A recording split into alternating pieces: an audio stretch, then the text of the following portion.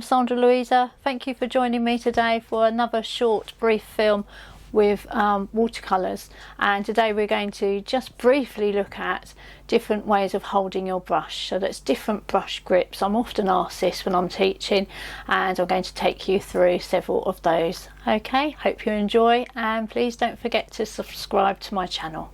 Thank you. Right, so I'm going to show you some different ways of holding your paintbrush now, and I've got my standard 3 that I would often use, although I use a variety of different types of brushes. So I'll start with the size 8 first, and if I show you the basic hold, it's not quite halfway down the paintbrush handle, it's sort of like a quarter to a third. So I'm just holding it, I'm not gripping it really tightly, it's a fairly loose hold but enough to get some control there. So I'll just load the brush up with some paint, a nice amount of paint now. There we go.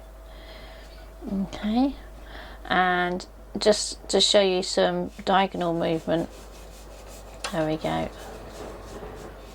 Okay, so that it's fairly straight, my hand on the wrist there.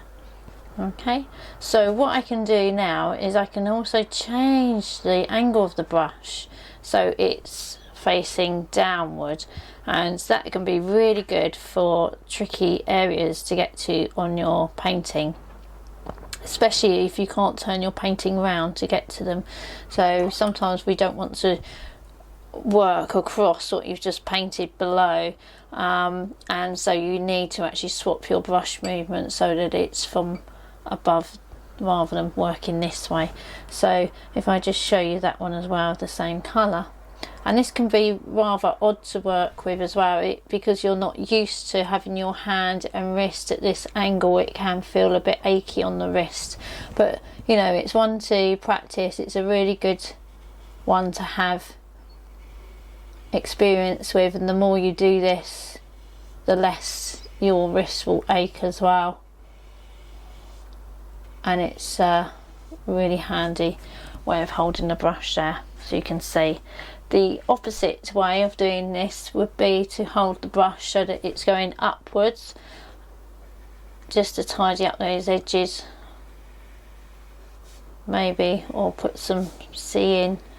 You may be using these kind of mark making, which requires the brush to be held in this way, and often the side of the hand would be resting on the paper, but again you need to be careful, because if your paint is wet or damp underneath there, you don't want to smudge your artwork. So the other way I would be doing this maybe would be a slightly different hold, using some different paint here, where I'm using my little finger just to support the hand, especially if it's very detailed work that I'm doing, and just to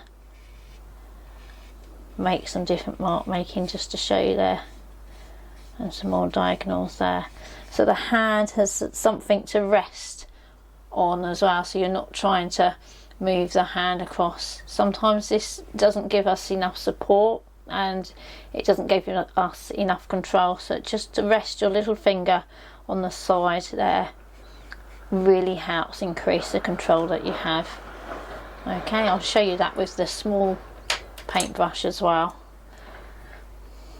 because it's probably the most likely time you're going to be doing that. There we go, just go inside those. Okay, there we are. And much the same with the large brush as well.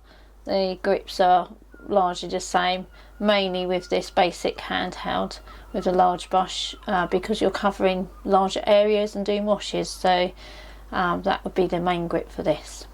Okay, but do practice, get used to them. The more experience you have, it will become much easier, and it will become something that you don't need to think about. You'll just pick the brush up and do it.